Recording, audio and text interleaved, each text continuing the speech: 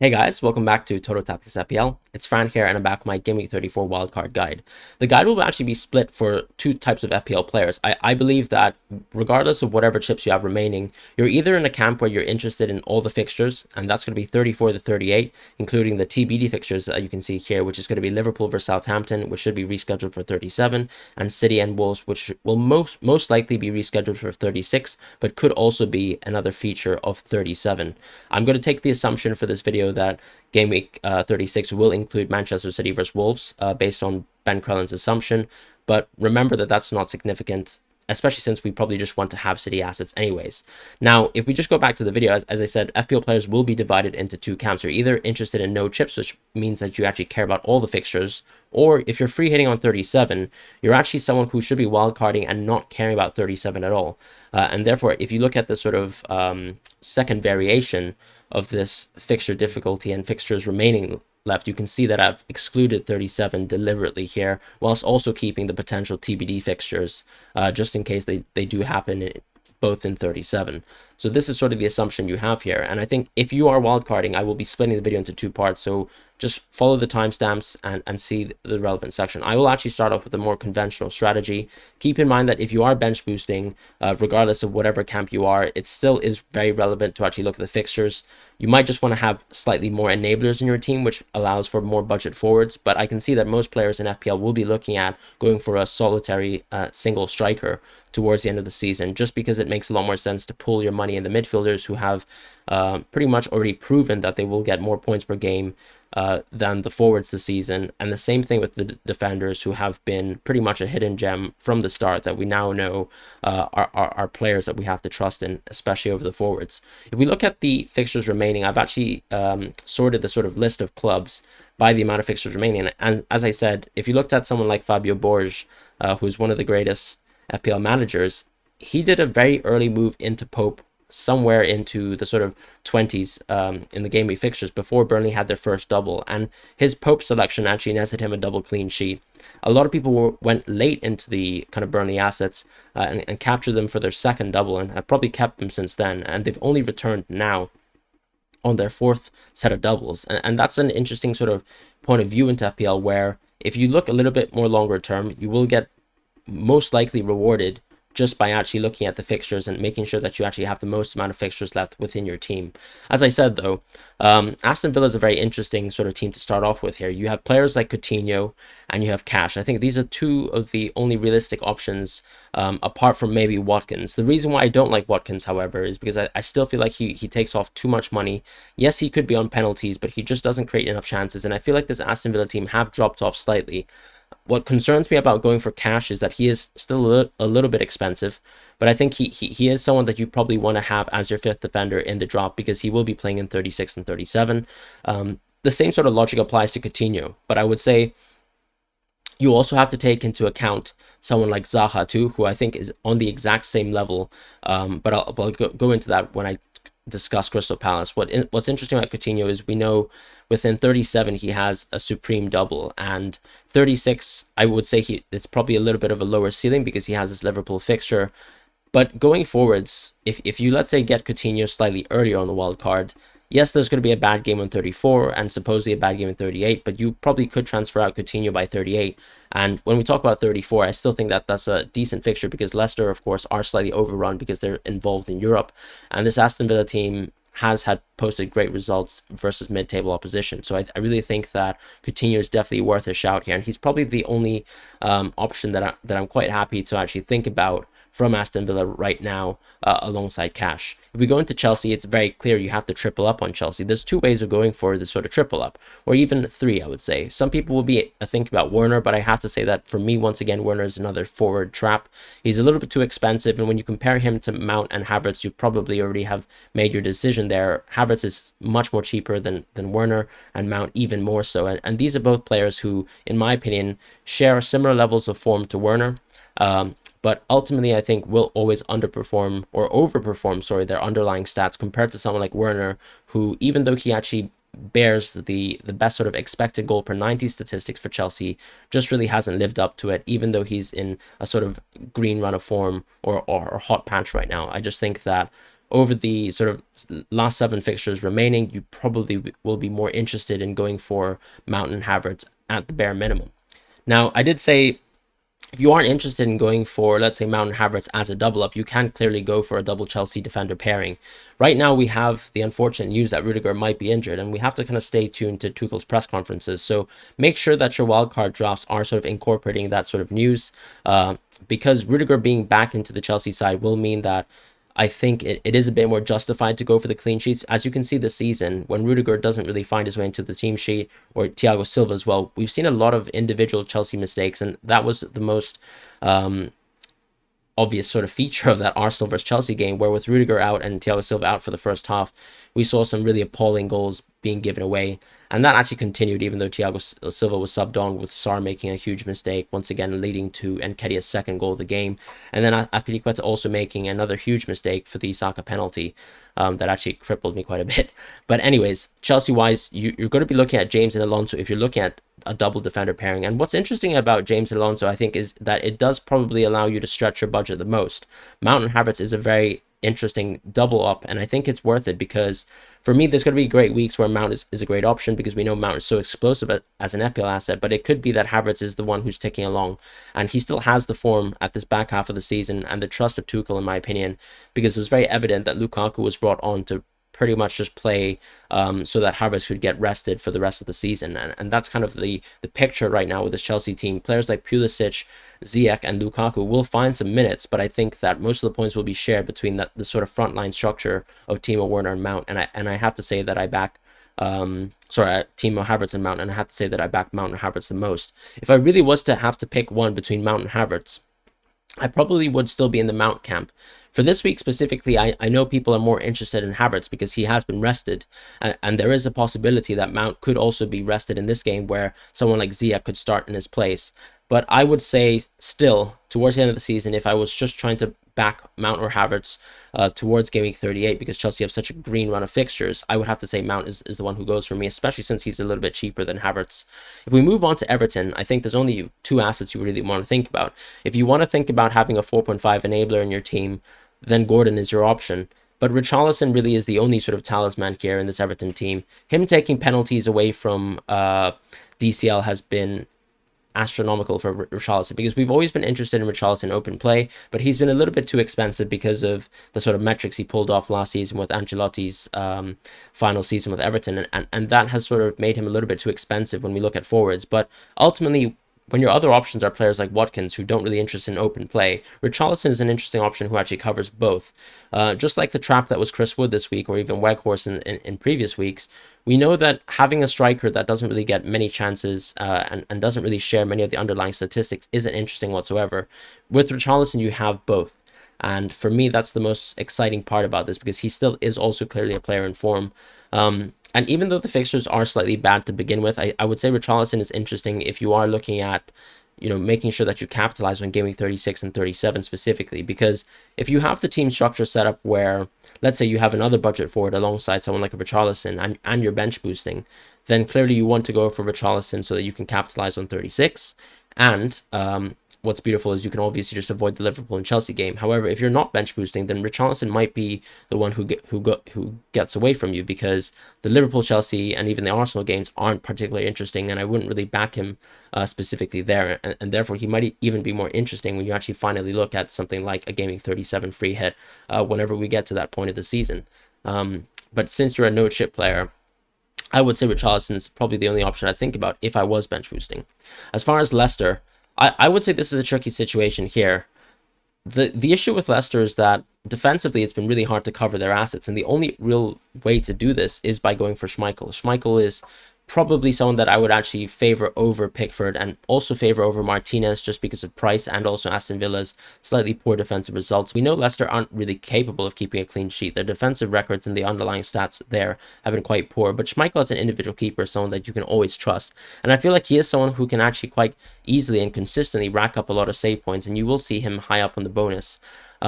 And not only that, but also the penalty saves this season that I think he's made does make him a worthy mention, alongside the fact that Leicester actually have fantastic doubles in 36 and 37, and a much cleaner run of games, in my opinion, than Everton. So for me, the Pickford comparison just isn't there. I think you have to go for Schmeichel as your keeper because he just makes too much sense. As far as Leicester midfielders, we are now in a conundrum where it seems like a lot of people have actually been moving away from players like Barnes and Maddison straight into these Chelsea assets because there's a little bit of short-termist favorings here. But if you are wildcarding, I still think you want to maybe opt for keeping one of these Leicester midfielders who probably will rise in price slowly. As you can see, players who actually missed Maddison by game week 30 had probably lost around 0.4 to 5 of team value. And as we are trying to make the absolute most and stretch our budget towards the end of the season, you do want to make sure that you actually have the assets that you want to have by the time game week 36 or 37 rolls around. And clearly, even though Leicester are still involved in European fixtures, I think choosing and keeping actually one of Maddison or Barnes is going to be essential towards that sort of back half of the season. As far as the forwards, there's no real interest there because there's too much rotation, and there's also a strong possibility that maybe Vardy can come back, although I think he's had a couple setbacks with his injury sort of recovery. We're now moving into teams with 6 fixtures remaining, and that's actually the bulk of the league. And I think you have to sort of go with Liverpool and Man City to actually start off here with your wild card, because you basically want to cover at least 5 or 6 players from both of these teams before you even think about going into other options. Crystal Palace, in my opinion, is that sort of third team alongside a Tottenham who probably will actually warrant a little bit of your attention. I actually think that it's actually worthwhile to actually completely skip out on Brentford, Brighton, United, Newcastle, and Southampton, and West Ham players. Yes, Bowen and Tony are interesting, but you now have an option as a wild card to actually go for players with much more fixtures, and there's just much more expected points there where you can actually seek it. And I really just think there's no value in going for those sort of teams there down towards the bottom of this table. So if we look at the teams with and the players as well with 6 fixtures remaining, I would say you want to start off with Liverpool and City. And clearly with Liverpool, there's going to be a little bit of a dilemma where I think some people going on the wild card might be interested in going for a double Liverpool mid setup. And once again, this is going to be I think dependent as well on how you plan to operate around going for triple Chelsea. Because if, let's say, you are going for a double Chelsea defense, then that probably allows you another midfield slot that could be another Liverpool player. I wouldn't really advise going for the pairing of Salah and Mane. I think that's too expensive and it does cripple your team structure. I would much rather go for someone like a Luis Diaz right now, because I just think that he is maybe the one who's slightly more favored to start in the bigger games. And I think him coming off the bench, just like Jota, can both provide. So there's not really a wrong option there, but my slight preference would be leaning towards Luis Diaz, because I think he's had a better second half of the season, and he's proven himself, even in big games, that he's able to score. And we've seen that both in the Champions League as well as the Premier League. So that is kind of my decision there if you really wanted to opt for a Liverpool midfielder. But it still seems like a lot of people will be reverting back into the setup of Robertson and Trent. If you are someone who is bench boosting, though, then I think Matip is a very, very solid option. Matip does give you that third Liverpool player at a very, very sort of cheap budget price. And that might be worthwhile for you if you are bench boosting, because that would actually allow for you to go for forwards. If we go to Crystal Palace, though, or if we go to City, then what's interesting about City is, even though they actually have really good fixtures remaining, and we have full faith in City, I think there is a bit of a fear of getting the City players wrong within your team. You could go for a Foden, but there could always be weeks where someone like a Mahrez or a Sterling can have a fantastic game, and suddenly they're benched the next game. And that's sort of the fear with City. I feel like you want to capture City by going for at least the double up of Cancelo and Laporte, and you might want to make your third midfield option actually someone who's cheaper. Initially, we were thinking about KDB 2 to 3 weeks ago, but I think the option has to be Foden, just because he actually fits the most amount of team structures and probably allows for you to go for a 4-5-1 team structure if you are sort of planning around playing in that sort of structure. So that for me is my sort of selection of City players. I think it's either KDB or City. KDB is going to be a huge differential because a lot of people will be maybe switching out of Spurs players because they're not so confident about the last 2 performances and the underlying chances created, compared to a team like City that routinely creates a very solid amount of chances and provides the opportunity for all sorts of players, even though they have limited minutes to score. So if you look at Kevin De Bruyne, for example, he was a rotation threat, especially after the Atleti game where it seemed like he suffered a mild injury. And the rotation with Sterling and Mahrez and even Foden, especially with Grealish sort of finding his way back into the team, and maybe Jesus also having a few more minutes with what should be his final season in City, and even Bernardo Silva finding some form, does make it very tricky to go for that third option. KDB is probably the most nailed player, but we know that him being involved in Europe and having the fixtures with Real Madrid is actually going to take away from him, for me, being a wildcard option. I think he has to go. And therefore Foden, because he seems to be so naturally fit and also seems to be preferred by Pep to actually play most games without getting much rest, is going to be my sort of third preferred City option. Now, if we head into Crystal Palace, I feel like Palace are the sort of best of the rest in a sense here, where Zaha is a great option because he is once again similar to Richarlison in that he is someone who provides an open play, could get clean sheet midfield points, and is also on penalties, and that for me is why Zaha has to warrant a lot of consideration, even in comparison to someone like Coutinho, because I feel like Coutinho has slightly tougher individual games along the run, but Crystal Palace have a beautiful sort of green run towards the end of the season, and once again you can kind of scrap someone like Zaha if you don't really have faith in him scoring versus United. But given the current form of United, I wouldn't really put it past him to actually blank in that game. So that for me is why Zaha is so interesting. Guaita is probably worth also thinking about as another keeper, but he simply just has one less fixture than someone like Schmeichel, so I don't really think that gamble's worth it. Maybe going for a defender is also another option, but since Cash is someone who actually has a great amount of fixtures left and isn't too far away from sort of 4.5 defenders, which is the sort of price range of the Crystal Palace defenders, I think you have to kind of give them a little bit of a miss there.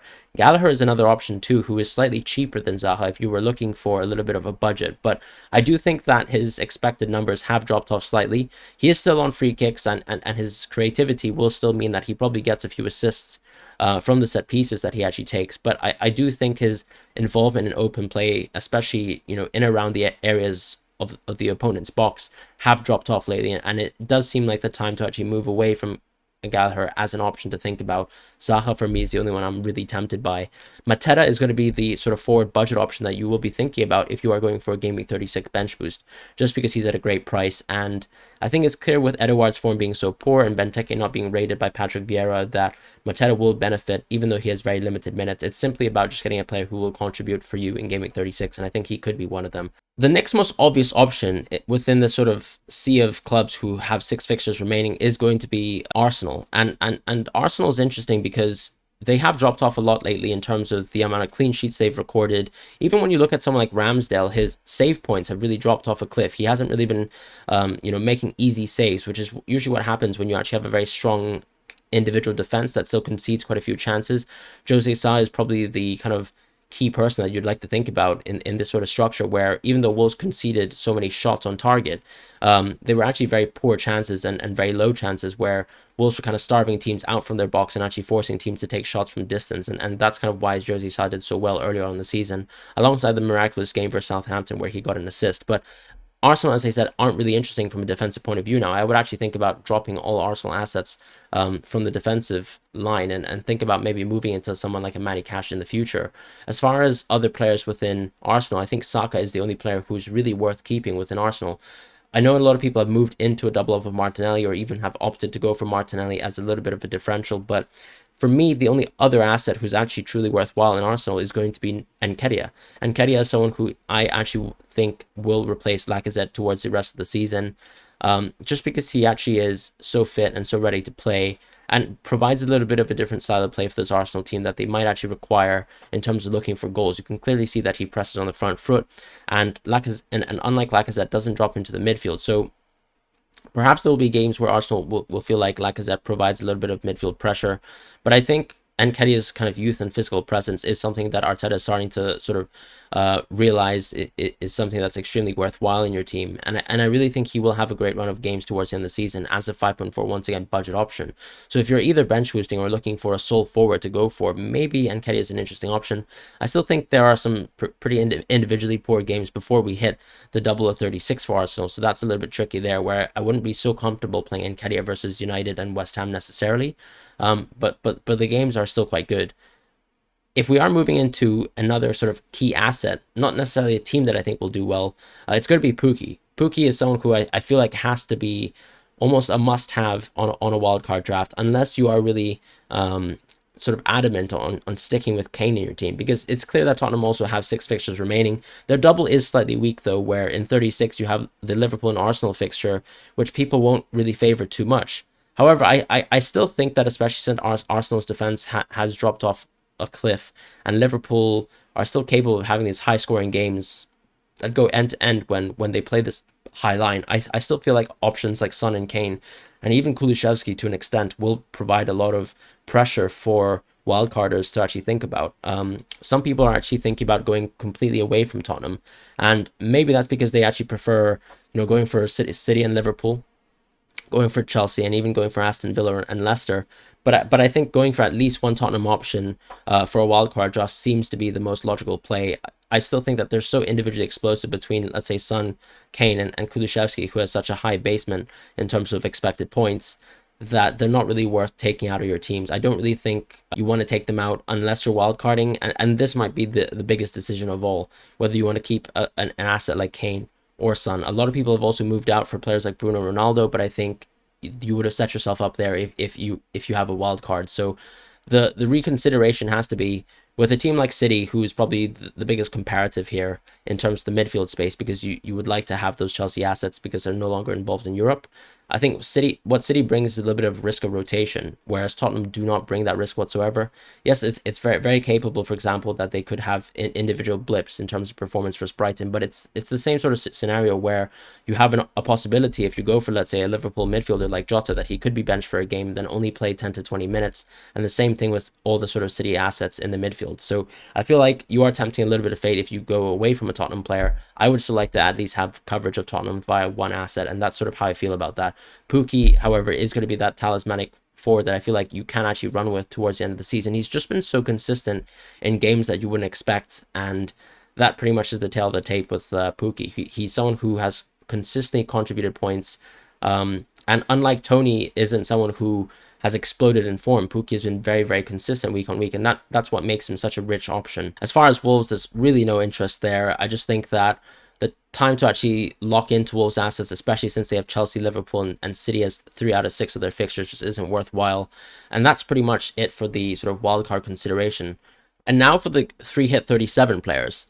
This is sort of with Game Week 37 removed, and keep in mind the to-be-determined fixtures with Liverpool and Southampton and Manchester City have to be rescheduled. I actually think that this would change if the games are going to happen as we expect, for Liverpool to actually play Southampton 37, which means that their fixtures would be at 5 remaining. And then with City, I actually think that their fixture will happen in Game Week 36 to create a double game week there, which would actually mean that they're on kind of even footing with Liverpool.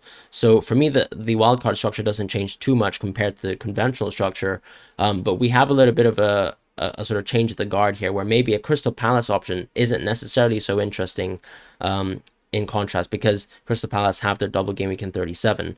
So you want to start off your structure here with three Chelsea players, and it's either going to be the Mount Havertz sort of selection that I explained earlier, coupled with someone like James or Alonso, or you would like to go for the Alonso and James pairing if Rudiger is unfit, or a Rudiger and James pairing if he is fit, coupled with probably Mount. I just think that Mount's the better option, as I explained when I compare him to Havertz. Their expected goal involvements are very similar. Havertz does lead a little bit more in terms of expected goals, but I really think that Mount does make up for it with his clinicalness and his ability to actually score from deep and from range. And overall, I think Mount has more chances of being explosive. We've seen that throughout the season, and that's kind of why we've arrived at this point where Mount has pretty much outscored Havertz in terms of points. I think the form factor is very, very similar for both players. Ultimately, I think it's actually easier to go with both of them, because it seems like this Chelsea defense will struggle a lot with Rudiger, and perhaps Rudiger will be the sort of decision maker of this draft here, because if Rudiger's out, I would actually prefer to go for one Chelsea defender, and you might even want to go for a differential of Alonso if you really are trying to stretch your budget as a bench boost player.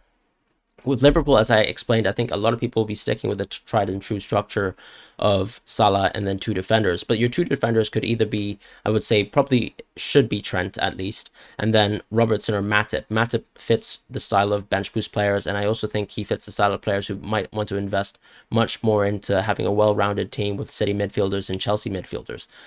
So that's kind of the interesting sort of dilemma there. Arsenal still is extremely interesting, because I think 37 doesn't really impact them too much. They're in a similar camp with Aston Villa and Everton, where they have good games, but I think Everton really struggled because of the amount of red fixtures they have.